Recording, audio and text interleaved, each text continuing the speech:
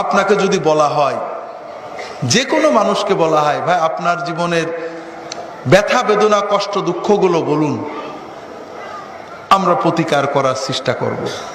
আপনি একেবারে গড়গড় করে 10-20টা বলতে পারবেন না? হুজুর বলেন না, বউ কথা শোনে না, ছেলে এইটা করে, মেয়ে এইটা করে, চাকরিতে এই অসুবিধা, এই সমস্যা, প্রতিবেশী এই সমস্যা করে, আছে না? এগুলো সবসময় মনে থাকে, ঠিক না বেঠিক? কিন্তু যদি আপনাকে বলা হয় আপনার জীবনের 10-20টা বড় বড় নিয়ামত বলুন তো, সহজে পারবেন নাকি? আমার জীবনে আবার নিয়ামত কি? কি নিয়ামত? আমার দুঃখে ভরা জীবন। হ্যাঁ হাজরিন, কুতিলাল ইনসানু মা আকফারাহু, মানুষ কত অকৃতজ্ঞ। হাজরিন, না, এটা মুমিনের তবিয়ত হতে পারে না। মুমিন ঠিক এর উল্টো হবে। আপনার জীবনে ব্যথা বেদনা কি? কই না, আলহামদুলিল্লাহ, কি আর ব্যথা বেদনা? আল্লাহ যে নিয়ামত দিয়েছেন, 2-1টা ব্যথা তো কি, আমার তো মনেই নেই। আপনার জীবনের 2-4টা নিয়ামত, আলহামদুলিল্লাহ, আল্লাহ আমার কত নিয়ামত দিয়েছেন। আমার সাথে যারা জন্মেছিল আমার দেশে, আমার ছোটবেলার বন্ধু, কত খারাপ অবস্থায়, কারোর চোখ নেই, কানা হয়ে গেছে, বুড়ো হয়ে গেছে, মরে গেছে, আল্লাহ আমাকে অনেক ভালো রেখেছেন। আল্লাহ আমার ছেলের অমুক অমুক নিয়ামত, আমার বউ, কত লোকের বউ কত কিছু করে, আমার বউ আলহামদুলিল্লাহ এইটা করে, এইটা করে, এইটা করে।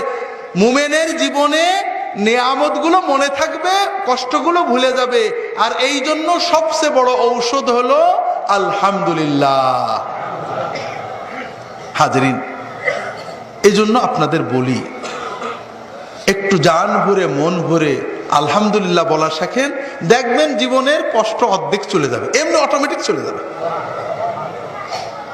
রাসূলুল্লাহ সাল্লাল্লাহু আলাইহি ওয়াসাল্লাম সকাল বেলায় উঠে, বিছানা থেকে উঠেই কি বলতেন? আলহামদুলিল্লাহ আল্লাযী আহয়ানা বা'দামা আমাতানা ওয়া ইলাইহিন নুশুর। আলহামদুলিল্লাহ, আমরা তো মরে গেছিলাম, ঘুমানো মানে কি? মরা না? আল্লাহ আবার জিন্দা করেছেন, আল্লাহর নিয়ামত, আলহামদুলিল্লাহ। দেখেন, আমরা প্রতিদিন ঘুমেরটা উঠছি, এটা যে আল্লাহর নিয়ামত অনুভব করি নাকি? না, অনুভব করতে হবে ভাই। প্রতিটি নিয়ামত আল্লাহর, প্রতিটি। খুব সুন্দর নিঃশ্বাস নিয়েছেন, ফুলের সুগন্ধি পেয়েছেন, বউ 1 গ্লাস পানি দিয়েছে, মেয়ে সুন্দর রান্না করে দিয়েছে, কাজের লোকটা একটা কাজ করেছে, বস একটু ভালো বলেছে, প্রতিটি রাস্তা দিয়ে হাঁটতে ভালো হেঁটেছেন, গাড়িতে একটা সিট পেয়েছেন। প্রতিটি নিয়ামত হৃদয় দিয়ে অনুভব করেন, মন দিয়ে, জান দিয়ে, মুখ ভরে, হৃদয় ভরে বলেন আলহামদুলিল্লাহ। একটু অভ্যাস করে দেখেন, জীবন পাল্টে যাবে।